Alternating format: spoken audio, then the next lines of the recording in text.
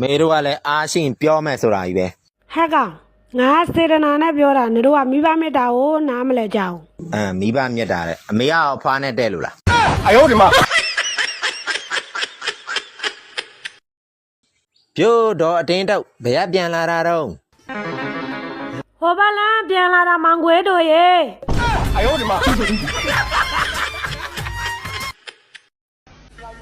မမလေးကိုစောင့်နေရတာပြင်းနေဗလားမောင်ပန်းသူ မပြေးပါဘူးမမလေးကျွန်တော်ဘွားကမမလေးစောင့်ဆိုရင်စောင့်အောင်ပါပါမမလေးမစောင့်နဲ့ဆိုရင်မစောင့်အောင်ပါဘူးမမလေးကဇက်တိုက်စောင့်ဆိုရင်ဇက်တိုက်စောင့်အောင်ပါပါမမလေးကအားပါစောင့်ဆိုရင်အားပါစောင့်အောင်ပါပါမမလေးကဖြည်းဖြည်းချင်းစောင့်ဆိုရင်ဖြည်းဖြည်းချင်းစောင့်အောင်ပါပါ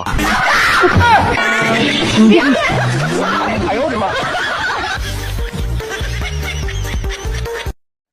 ယောက်ျားဟေး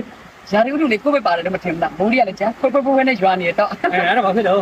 ဟမ်ဟောလေကလေးတွေကလည်းလေသူတို့ဘွားအိမ်ကိုသွားလေတာညနေမှပြန်ခဲ့မယ်တဲ့အဲ့ဒါဘာဖြစ်လို့ဟောယောက်ျားလေမိုးလေးရွာနေလေအိမ်မှာလဲလေယောက်ျားနဲ့မိန်းမ2ယောက်တည်းဆိုတော့အဲ့ဒါဘာဖြစ်လို့အော်2ယောက်တည်းဆိုတော့မိုးအိမ်နဲ့အိမ်ပေါ်မှာတရားထိုင်ရအောင်လို့ပြောမလို့ဟဲ့ဟုတ်ပြီလားအာတာ 哎呦我的妈！